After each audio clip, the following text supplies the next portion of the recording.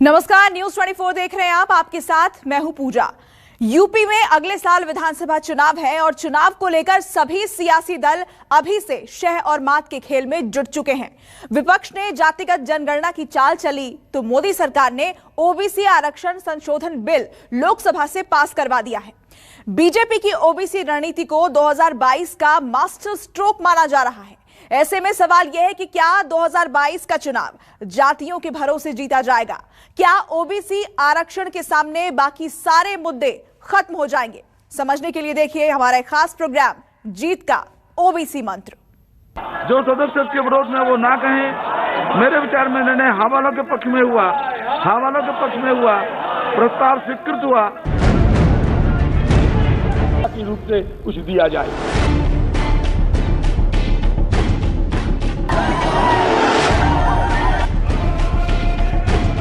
तो आप अपनी सहूलियत के लिए तो बना रहे हैं सेंट्रल विस्टा, लेकिन आरक्षण जो सबसे मूल भावना रही मंडल कमीशन की, उससे खिलवाड़ कर रहे हैं। आरक्षण खास तौर से ओबीसी वर्ग के आरक्षणों को पूरी तरह से लुप्त कर दिया गया है। उनको इस सरकार ने खाने का काम किया है।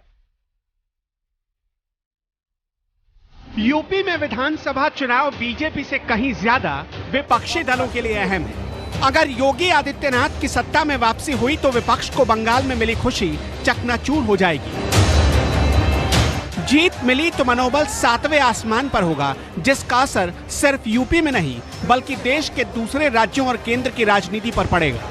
ऐसे में बीजेपी और विपक्ष एक दूसरे को चित करने के लिए बड़े बड़े दांव खेल रहे हैं। इसी कड़ी में विपक्ष ने जातीय जनगणना का पासा फेंका तो बीजेपी ने ओबीसी का कार्ड दिखाकर सबको चित कर दिया।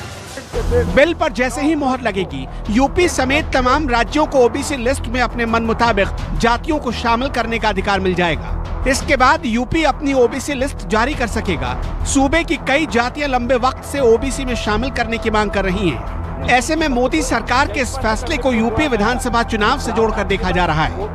यूपी में अगले साल विधानसभा चुनाव होने हैं और चुनाव का रुख अपनी तरफ करने के लिए बीजेपी ने सबसे बड़ा दांव चला है। यूपी में फिर से कमल खिलाने के लिए बीजेपी ने ओबीसी कार्ड फेंका है। पार्टी को विश्वास है कि ओबीसी कार्ड चुनाव के वक्त गेम चेंजर साबित होगा। शायद यही वजह है कि जब संसद में मोदी सरकार की तरफ से ये बिल आया तो किसी भी पार्टी ने ओबीसी वोट बैंक को नाराज करने की हिम्मत नहीं दिखाई और सभी पार्टियां एक सुर में बिल के साथ दिखाई दी। हम समर्थन करते हैं, सिर्फ समर्थन ही नहीं,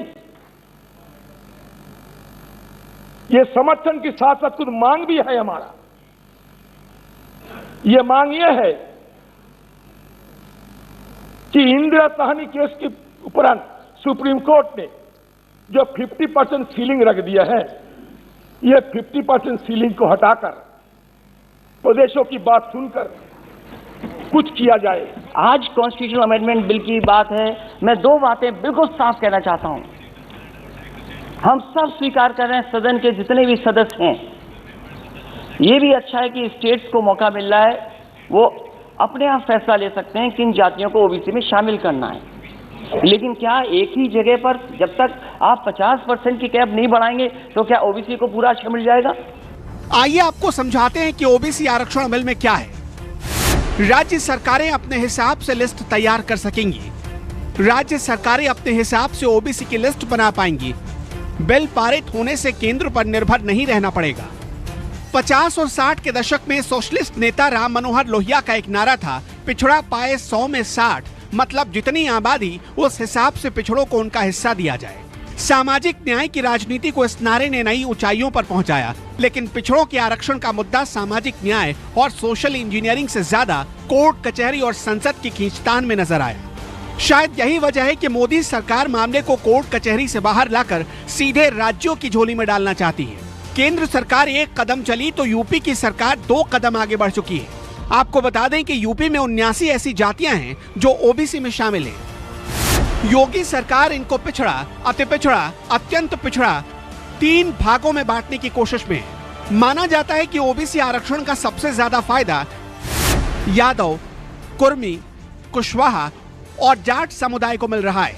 इसी वजह से ओबीसी की दूसरी जातियां भी काफी वक्त से आरक्षण में बंटवारे की मांग कर रही हैं। हालांकि मोदी सरकार बिल अभी लेकर आई है, लेकिन यूपी में कुछ जातियों को ओबीसी कोटे में शामिल करने का काम पहले से ही शुरू हो चुका है। राज्य पिछड़ा वर्ग आयोग के मुताबिक ओबीसी में शामिल करने के लिए उसके पास 70 जातियों के आवेदन आए हैं, जिनमें से 24 जातियों की आबादी और दूसरे मामलों पर सर्वे हो चुका है। 15 का सर्वे होना अभी बाकी है। सर्वे पूरा होने के बाद इन जातियों को ओबीसी में शामिल करने का फैसला होगा।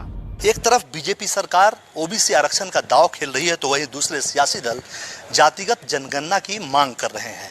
बसपा, सपा समेत तमाम राजनीतिक दल जातिगत जनगणना के मांग को बुलंद कर रहे हैं। ऐसे में सवाल ये उठता है कि क्या इस बार के विधानसभा चुनाव में बाकी मुद्दों पे जाति का मुद्दा भारी पड़ने वाला है? सूबे में चुनाव से पहले पिछड़ी जातियों के तैशी बनने की होड़ सी लग चुकी है। बीजेपी ओबीसी को अपने पक्ष में लाने की कोशिश में है, तो अखिलेश यादव सत्ता में आने पर जातिगत जनगणना करवाने का वायदा कर चुके हैं। संविधान संशोधन अधिनियम 2018 राष्ट्रीय पिछड़ा वर्ग आयोग एनसीबीसी को संवैधानिक दर्जा दिया। इसके साथ ही साथ एनसीबीसी को ओबीसी के लिए बनाई गई विभिन्न कल्याणकारी योजनाओं के कार्यान्वयन के संबंध में भी शिकायतों की जांच करने की शक्ति प्रदान की गई। संशोधन करके कहा जाएगा कि ओबीसी की केंद्रीय और राज्य सूचियां केंद्र सरकार अथवा राज्य संघ क्षेत्र जैसा भी हो मामला के उद्देश्यों के लिए है। संविधान संशोधन विधेयक पर माननीय सदस्यगण अपने विचार प्रस्तुत करें और साथ ही साथ इसको पारित कराने में भी अपना सहयोग दें। आज भारत में सबसे बड़ा मुश्किल काम यह है कि हर जाति ये समझती है कि मैं आबादी में ज्यादा हूं। हर जाति को एक दूसरे से कंफ्यूजन पैदा किया हुआ है कि आप ज्यादा हैं जाति में, आपका हक छिन रहा है, आपको जो हक मिलना चाहिए वो नहीं मिल रहा है। तो सभापति मेरी मांग है, इस समय जब इतना बड़ा फैसला सरकार ले रही है और जब इनकी सरकारी पिछड़ों ने बनवाई है, तो जाति के आधार पर जो कास्ट सेंसस है उसके जो आंकड़े हैं कम से कम जारी होने चाहिए। सामाजिक न्याय समिति की रिपोर्ट बताती है कि यूपी में पिछड़ी जातियों की आबादी 54% है। इसमें मुस्लिम ओबीसी भी शामिल है, लेकिन बड़ी संख्या हिंदू पिछड़ी जातियों की है। इसमें कुर्मी, लोध और मौर्य जैसी गैर यादव ओबीसी जातियों का रुझान बीजेपी की तरफ पहले से ही रहा है। इनके अलावा पिछले यूपी विधानसभा और लोकसभा चुनाव में अन्य गैर यादव ओबीसी वोटरों का रुझान भी कमल खिलाने पर ही था। आपको बता दें कि यूपी में सबसे ज्यादा 41% ओबीसी हैं, जिनमें कुशवाहा 14%, अन्य ओबीसी 10%, यादव 8%, लोधी 7% और कुर्मी 3% हैं। 2017 के विधानसभा चुनाव में यादव समाज को छोड़कर ओबीसी में आने वाली बाकी सभी जातियों का समर्थन भारतीय जनता पार्टी को मिला था, जिसका नतीजा था भारतीय जनता पार्टी का सत्ता में आना। लेकिन इस बार इस वोट बैंक पर दूसरी पार्टीज की भी नजर है। जातीय जनगणना की बातें हो रही हैं, जातीय सम्मेलन भी कराए जा रहे हैं, और ऐसे में अगर ये जातियां भारतीय जनता पार्टी से छिटकती हैं तो फिर भारतीय जनता पार्टी का दोबारा सत्ता में आना जरा मुश्किल हो सकता है। लेकिन सत्ताधारी दल ऐसा किसी भी हालत में नहीं होने देना चाहता। फिलहाल सबसे नजदीक उत्तर प्रदेश का विधानसभा चुनाव है। सभी दलों को पता है कि केंद्र में सरकार बनानी है तो यूपी की सत्ता पानी होगी। शायद यही वजह है कि सभी दल पूरी ताकत के साथ यूपी के चुनावी अखाड़े में कूद चुके हैं। यूपी उन राज्यों में आता है जहां वोट बैंक जातियों के आधार पर बटा हुआ है। पिछड़ी जातियों के बड़े हिस्से का वोट जिसकी तरफ जाएगा, कामयाबी उसके हिस्से आएगी, और इन जातियों का वोट अपनी तरफ करने के लिए सबसे मुफीद तरीका आरक्षण ही है। Bureau report, news 24। 2022 के विधानसभा चुनाव को 2024 का लिटमस टेस्ट माना जा रहा है। ऐसे में मोदी सरकार से लेकर यूपी की योगी सरकार तक चुनावी रणनीति बना रही है। शायद यही वजह है कि बीजेपी ओबीसी वोट बैंक की राजनीति कर रही है। केंद्र सरकार ओबीसी आरक्षण संशोधन बिल लेकर आई है, तो योगी सरकार ने भी कई जातियों को ओबीसी में शामिल करने की तैयारी कर ली है। के पक्ष में वो हाँ कहें, जो सदस्य के विरोध में वो ना कहें। मेरे विचार में निर्णय हाँ वालों के पक्ष में हुआ, हाँ वालों के पक्ष में हुआ, प्रस्ताव स्वीकृत हुआ। भारतीय जनता पार्टी के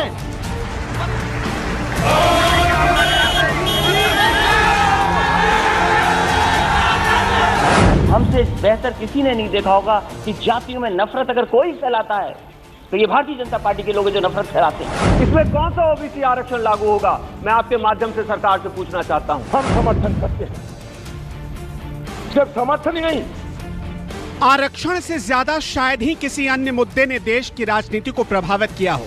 आरक्षण का सबसे बड़ा हिस्सेदार अन्य पिछड़ा वर्ग यानी ओबीसी सभी राजनीतिक दलों की आंखों का तारा बना हुआ है। इस सितारे को चुनाव से पहले तरह तरह से लुभाने की कोशिश काफी वक्त से हो रही है। अब केंद्र सरकार ने ओबीसी से जुड़े संविधान संशोधन बिल से विपक्ष के तमाम मुद्दों को धराशायी कर दिया है। बीजेपी की रणनीति की वजह से एक तरफ विपक्ष के तमाम मुद्दे हवा हो गए, तो दूसरी तरफ बीजेपी चुनावी राज्यों को ध्यान में रखते हुए अपने कदम आगे बढ़ाती रही। 2022 में यूपी समेत 5 राज्यों में विधानसभा चुनाव है, जहां उन जातियों की आबादी अच्छी खासी है जो खुद को ओबीसी में शामिल कराना चाहती है। अब बीजेपी इस बिल से 2022 और 2024 के चुनाव में से भुनाने की पूरी कोशिश करेगी। अगर पिछले कुछ सालों की बात करें तो मोदी सरकार की नीतियां पूरी तरह से ओबीसी केंद्रित रही हैं। जैसे इस बार ओबीसी से जुड़े संविधान संशोधन बिल लेकर आई, कैबिनेट विस्तार में पिछड़ा और दलित मंत्री शामिल किए गए, मेडिकल कॉलेज में एडमिशन के लिए ओबीसी और ईडब्ल्यूसी को आरक्षण मिला, ताकि अगले चुनाव में अगर ओबीसी उसके साथ आ गए तो पार्टी की जीत पक्की हो जाएगी। आप इससे सबक सीख लिया कि नहीं, इतने जस्ती करना सही नहीं होगा, चलो एक अमेंडमेंट लाया जाए।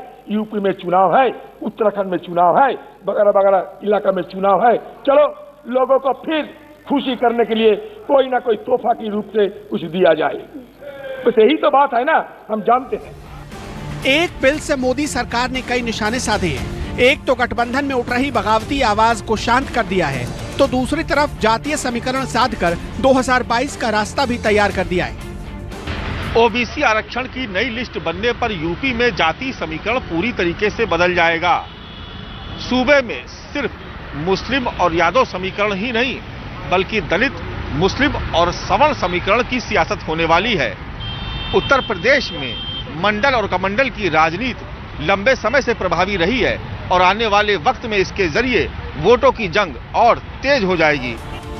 इस बार यूपी के चुनाव से पहले जातीय समीकरण को अपने पक्ष में करने की रणनीति तय हो रही है। एक तरफ ओबीसी की छतरी के तहत तमाम बिरादरियों पर दाव चला जा रहा है, तो दूसरी तरफ ब्राह्मणों पर भी सियासत हो रही है।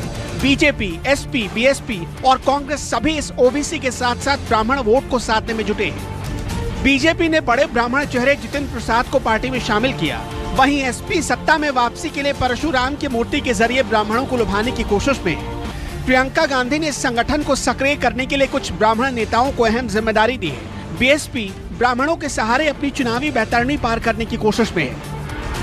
अब ये कहना तो बड़ा मुश्किल है कि ओबीसी पर दाव लगाने से कितना फायदा होगा और कितना नुकसान, क्योंकि एक बात तो तय मानिए कि जब लोगों के लिए आरक्षण नई बात थी तो इसके प्रति आकर्षण या गुस्सा भी उतना ही ज्यादा था। लेकिन अब वोटर भी इससे जुड़ी सियासत को तराजू में तौलने के बाद ही कोई फैसला करता है। इसके लिए वो अब तक के आरक्षण के आंकड़ों को जरूर ध्यान में रखता है कि इस सुविधा से आम आदमी को कितना नफा हुआ और कितना नुकसान।